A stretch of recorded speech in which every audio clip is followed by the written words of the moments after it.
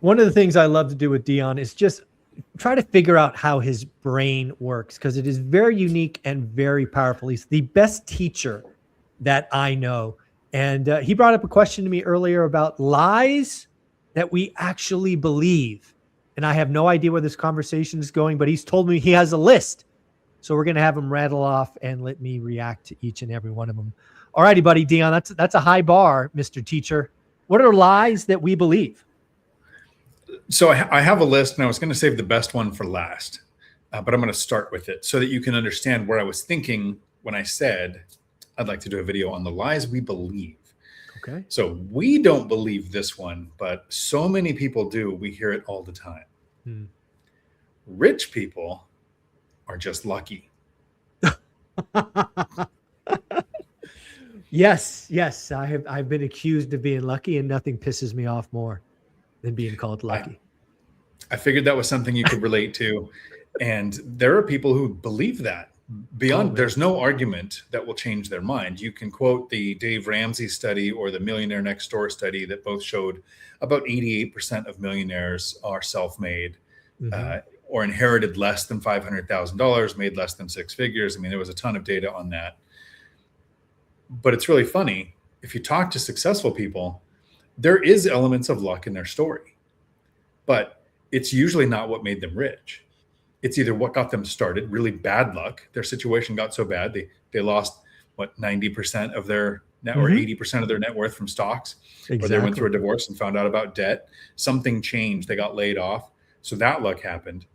But I figured that was your favorite one because it's funny you bring this up because, again, I think you're right? I'm lucky enough to talk to somewhere between 10 and 15 millionaires each and every week, most of them for 4 or 5 years now. And you're absolutely right. I think all of them had some luck in the beginning, but to your point, it was often bad luck. It was some kind of spark, kick in the ass, revelation, shock, ultimate terror that caused them to look up and go on this new journey. Second, the other thing I know by talking to 15 millionaires and multimillionaires every day for 4 or 5 years is none of them were lucky. They all did the hard stuff, delayed gratification, most for a decade or more. And that's where most people fall down, right? My wealth formula is remarkably simple, but everybody trips up at step 3, and that is you got to do it for a decade. So again, you're absolutely right. But I got to tell you, when you started off with rich people are, I thought you were going to say the other one, which is evil. I think there's a lot of people that just assume if you're rich, you're evil. And what I've learned about being rich or even being wealthy is it just highlights your character. It highlights who you are. If you're evil when you're broke, you're going to be evil when you're rich. And if you're a good person when you're poor, you'll be a good person when you're rich. I think people use these monikers, lucky, evil, as some kind of justification for frankly not doing the work, which drives me crazy. I have a sister-in-law who glorifies being poor. They're not poor. They have a paid off house. They have a good job. They run a business. They're doing great. But they glorify being poor because you can't sacrifice unless you're poor. If a wealthy person gives you an apple, what do they feel? If a poor person gives you their only apple, it's an impact. Like, these are the things I hear from her all the time. And I don't argue, because never argue with fools at a distance. Nobody can tell you apart. Yeah. The next lie that people believe, and I think you've probably heard people in your sphere think this way, is I will start to invest when I make more money. All the time. I've been hearing that or a version of that statement for 3+ decades. And again, it's just a cope. It's not real. Again, like if you ever play the game Cash Flow from Rich Dad Poor Dad, I'll let you be the rich doctor or the rich lawyer, and I'll be the policeman or the teacher, and I will beat you 99% of the time. It's not about an income. That is what I want most people. Because again, I talk with Ryan Pineda and all these other folks who are true entrepreneurs and unicorns, and that's right for 12% of the world. But 88% of the world, in my opinion, are employees just like me, just like you, right? We're not entrepreneurs naturally. And it's it's not about income. It's not about income. It's about spending. And I can't. If I've got $1 for every time I've heard that, I'd probably have $1,000. It's crazy. If I had $1 for every girl that didn't find me attractive, eventually one would. Exactly. The pie would be so big. Yes. Right. My favorite thing when somebody says, I'll invest when I make more, because I heard this a lot when I was working at the CDL school, my last company that I worked at before retiring 3 years ago, but nobody's counting, was somebody would get a raise. And one of the first things I would hear is, I would expect I can get a nicer car now. I could take a bigger vacation. And the spending would increase, sure. But I would have people say, I don't have to work overtime now, or now I can take days off without using vacation time because I'm making more money. So it wasn't that more money solved problems and could be put to work. It was more money made life easier because you had to work less. That's not how it works. It's not how it works. Yeah, it's not how it works. And this next one comes because we know Cody Davis. He's a friend of both of ours. Oh, yeah. I want to get to the point when I'm not traveling so much and I can start doing more content with him like you are. So I feel like you're luckier. Oh, I'm very lucky. Very blessed. But to get to spend some time with Cody. But it's how many people aren't like Cody that say, I'm too young to think about retirement. I know 40-year-olds that will say that statement. 40, not 20, not 18, 40. And again, it's an excuse for poor financial management, right? The key to getting wealthy, folks, is time. You need to let things compound.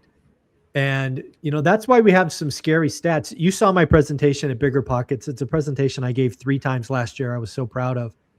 And I started the presentation with just facts about people who are retired, and they're disgusting, right? You want to know why you have no money at 65? It's because you didn't start till you were 48, right? It is so ridiculous that we will let our 20s and 30s go and then try to scramble in our 40s. And I'll go you one better. Not to make this about me, but I will, because hey, it's my show. I just went on a health journey last year. And I will tell you, it is far easier to get healthy and stay healthy in your 20s and 30s than being a dumbass, getting out of shape and then trying to get healthy at 53, right? You're not made of plastic anymore.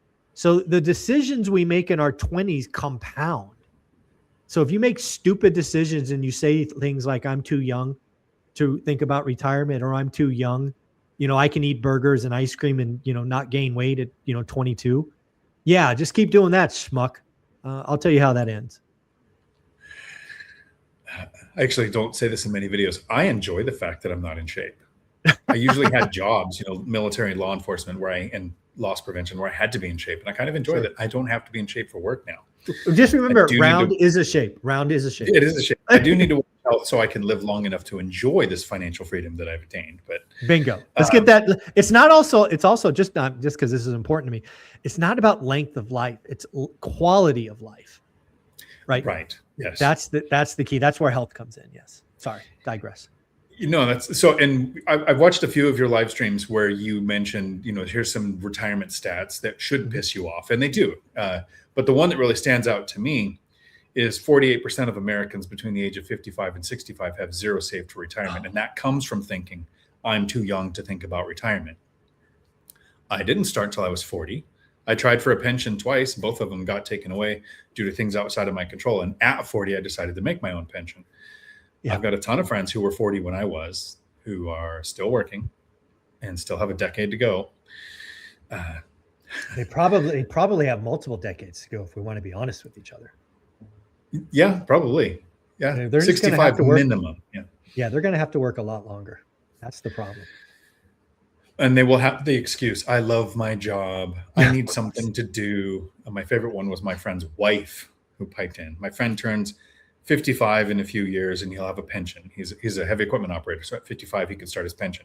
And she just jumped right into the conversation. Oh, no, he can't retire then. He'll need something to do. Cool. I want him out of the house. Right. Exactly. So these next two I'm going to combine together. Lies that people believe they tell themselves on this one.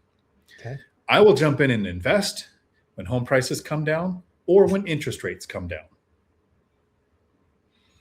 Yeah, all the time, and especially with the crash bros and doomers the last 5 years, they've just brainwashed people. And you know, uh, I was lucky enough to invest in an environment like that, and let me just tell you, there was no better time to invest because nobody else was there when prices are falling. You will hear things like, "Kent, I don't want to catch a falling knife," all of these other nonsense, and yeah, it's just silly advice. And again, the other thing that we've proven time and time again, and you did an excellent video on this about, I think you did a video where prices fell and you were still ahead. It was a massive crash of 10% a year for 4 years. And I didn't even do diminishing returns of 10% of 10% less. I just did full 10% from starting number. We still won buying a rental. Exactly. Because again, the whole idea is to hold it long term, right? Don't get short-term debt. Don't get washed out with bad timing. Assuming you make those things, sorry guys, these are frankly, all of these are excuses to be lazy and not do the work. And they're meant to make you feel better, but they're also going to make you broke. It's again why I do not live in the parking lot. I like to be in the stands with the people that have already made the decision. You unfortunately get the hardest job of being out in the parking lot with the drunk people, trying to get them in the game. I don't know how you do it. I really don't. I don't know if I've ever articulated it before. I think the payoff for me in the parking lot feels better than being on the field where Matt is, or in the stadium with all the millionaires saying, this is how you get on the field where you are. That's the analogy that we use. Mm-hmm. I get the light bulb moment the most often. Oh, for sure. For sure. Because there are people that I want to figure out how to do this, and they watch your content and that's where that. But I'm in the parking lot with people who say things like these lies they believe. Real estate is too risky. It's safer to save money than to invest money. And those other, most of the lies we're going over today. And even the people who, I did a live stream on Tuesday, which I do every Tuesday at 4 p.m. and answer questions. But the intro to this was, they laughed at me when I started investing. Right? When you drive old vehicles, when you don't upgrade your house, when you don't take vacations, your friends and family are going to laugh at you. Yes, those are the people that I'm around. So I'm in the parking lot looking for the people who have that moment where they go, wait a minute, there is a different way. Yeah, I am, frankly, we are truly blessed to have you enjoy finding those light bulb moments. The community, the entire investing world's better for it. I still can't imagine it. I'm sure that's a treasure, and I'm sure you're getting really good at identifying people that you can possibly flip that switch. But damn, there are a lot of drunk assholes in the parking lot. There are, and you can't win an argument with the drunk assholes, and you can't block them, and it's really hard to even filter them, but you can dilute them. Yeah. The more people that I find that get on the right path or get on a path, and any path, one that starts bettering their financial future, that dilutes the naysayers that come in and go, oh no, crash is right around the corner. I'm just going to wait 3 more months. This next one, and this is my favorite one because I've seen this firsthand. So I'm going to answer this one and then ask the question. Okay. But it's the lies where I have to keep up with my friends. This is the lie that people believe. And I saw it firsthand because I have this group of probably 9 people with significant others. So it's a pretty big group. And we would do, kayaking trips, some would scuba, but they got into the keeping up with each other RV space. And I don't mean like they would buy RV and rent it out. They would buy a $90,000 truck to buy a $150,000 RV. And then the truck, since it's not a commuter, they'd have to buy a $35,000 car to make it to work.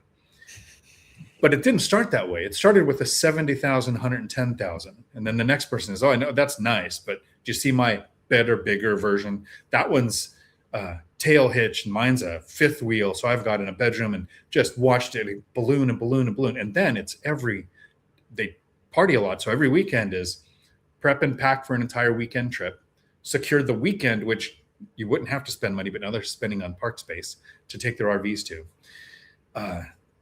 These are my friends that all of them except for one will work until they're in their 70s. One other one is retired with 30 rentals and then got into that space, which I think is the right order to do it. It's funny you brought this up because, again, everybody knows or at least you've been on the show a long time. I spent 20 years in sales. And every quarter we have this thing called a QBR. And a QBR is really meant to, look what happened last quarter, what's going to happen next quarter. But what it really boils down to is an event where people show off. And if you've ever been in software sales, specifically enterprise sales, we show off stupid shit. Who's got the most expensive shoes? $1,000 pair of shoes is nothing, right? If they're not $3,000 or $4,000, you're not flying high. If you don't have an $800 belt, if you don't have a custom tailored Zegna suit, you're a nobody. If you're not wearing $5,000 cufflinks, what are you doing? And it became nauseating. I must have $100,000 of just total and complete crap that I haven't worn in over a decade and probably never wear again. All because I was trying to keep up with people I didn't like, but I tried to impress. It's retarded. It's crazy. And we see it all the time. All the time. And this is the last one I think I would wrap up with. And I saved this to the end so we didn't irritate the Dave Ramsey people till the end of the video, and they might not even be here anymore. There you go. Debt-free is the ultimate goal.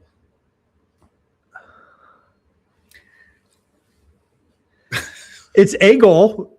It's a goal. They're missing a word. Yeah. Exactly. Bad debt-free exactly is a goal. And I agree with that one. I agree with that one. Oh, I do too. Absolutely. Yeah. How many conversations have you had where somebody says, why could you retire early? You still have mortgages on your rentals. Dude, I have 8 figures of debt. 8. Mm-hmm. And I'm doing just fine. I need more debt. I have about 1.5 million, maybe a little bit more. Yeah, a little bit more. And I want to be closer to 50% loan to value of 7 million. I don't know what 1.5 is, but that's not half. Yeah, that's not, dude, that's like 28%. You're not even close. No, one of my next, and that doesn't mean I'm going to add debt. That's not my strategy. That means that my next purchase is going to be a VA loan. There you go. My following purchase after that might be a 5% down on a fourplex. Like I want maximum leverage on newly acquired assets to give me more levered appreciation, more levered depreciation, increased rent rolls, and more debt. That's my next goal. It's one of my goals. Although now I have to figure out where I'm going to do it because I'm not sure I'm going to be staying in Washington anymore. No, this is going to be fun. Where's Dion going, folks? So find Waldo. Let's see where Dion lands. This is a lot of fun. I always enjoy speaking with you. You often break my brain. You always make me think. Sometimes you break my brain, which is I appreciate because it makes me better. You are the best teacher that I know. Dion, where can they find you? They can find me right here on YouTube, Dion Talk Financial Freedom, live stream every Tuesday at 4 p.m. Pacific. And on Amazon, book is Financial Freedom for the Lazy Person on paper, Kindle, and Audible. Awesome. Thanks, family.